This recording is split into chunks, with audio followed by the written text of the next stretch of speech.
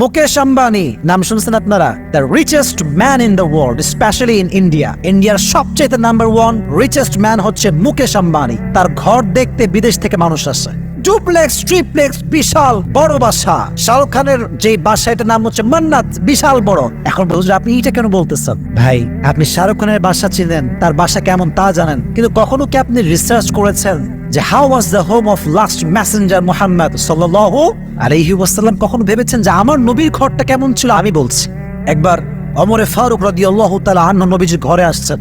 When he entered in the room, যখন তিনি রুমে প্রবেশ করলেন, অবাক করা কাণ্ড, নবীজি যেখানে শুয়ে আছেন এটা কোনো খাট না, চাটাই।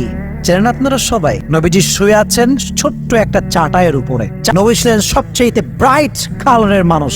নবীর শরীর ছিল সাদা, ফর্সা, ধবধবে সুন্দর ফর্সা, লাবণ্যময় সুন্দর ছিলেন। সুবহানাল্লাহ পড়লেন না?